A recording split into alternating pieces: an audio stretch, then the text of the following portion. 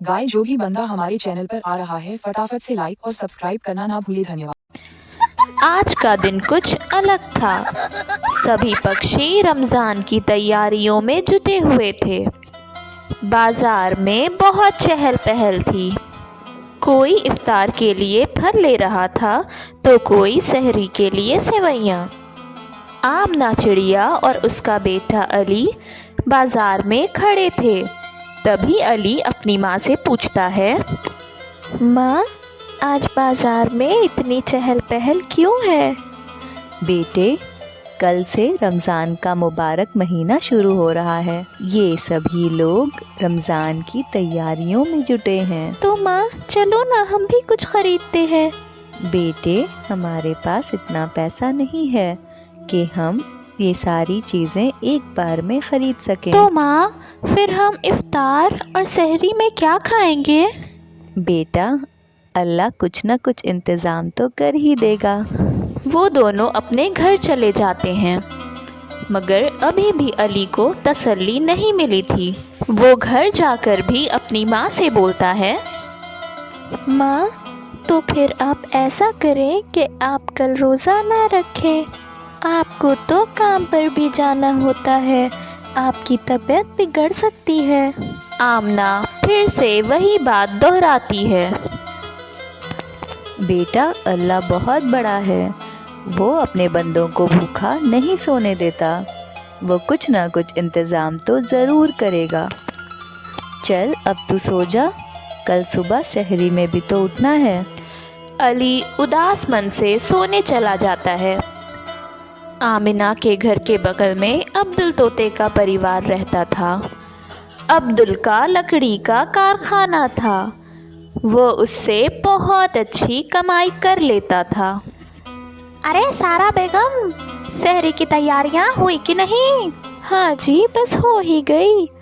मैंने तो सेवइयां बनाकर रख भी दी। आधी रात हो जाती है और अली बहुत अजीब सा ख्वाब देखता है। वो ख्वाब में देखता है कि इफ्तार का वक्त हो चला था और उसके सामने बहुत तरह तरह की चीज़ें लगी हुई थीं, और वो भी ऐसी ऐसी जो उन्होंने कभी खाई ही ना हो।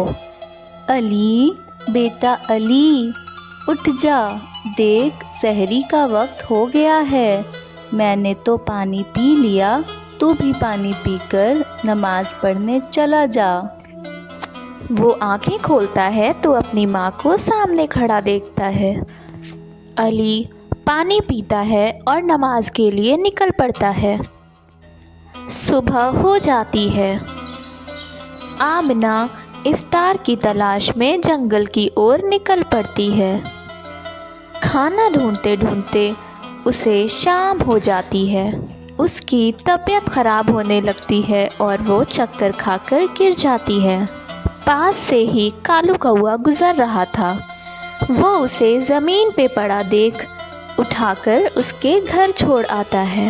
बेटा, मैं जंगल की ओर उड़ रहा था, तभी मैंने इन्हें गिरा हुआ ज़मीन पर पाया। मैं इन्हें जल्दी जल्दी तुम्हारे पास लेकर आया हूँ, कहकर कालू कौआ वहाँ से चला जाता है।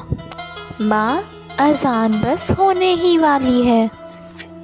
कल जो खजूर हम बाज़ार से लेकर आए थे वो तुम खा लेना और मैं पानी से रोज़े खोल लूँगा।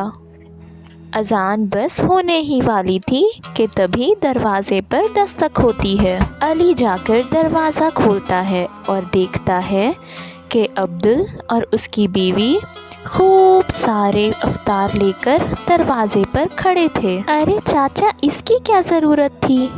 अरे बेटा, ज़रूरत कैसे नहीं थी? भाई साहब को गुज़रे 1 साल हो गया। मुझे अंदाज़ा था कि तुम लोगों को खाने पीने की दिक्कत ज़रूर हो रही होगी, और वैसे भी इस मुश्किल समय में अगर हम पड़ोसी एक दूसरे के काम नहीं आएंगे तो फिर कौन आएगा? अच्छा, अब बातें बातें छोड़ो और ये देखो, हम तुम लोगों के लिए इफ्तार लेकर आए हैं।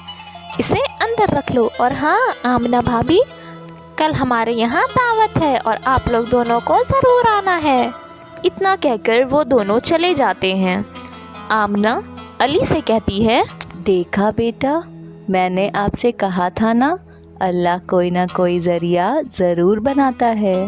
और इस तरह उनका रमज़ान हैप्पी रमज़ान हो जाता है। तो बच्चों, अगर इस रमज़ान हमें कोई भूखा मिले तो हमें उसकी मदद ज़रूर करनी है। इसी के साथ अलविदा, मिलते हैं दूसरी कहानी में।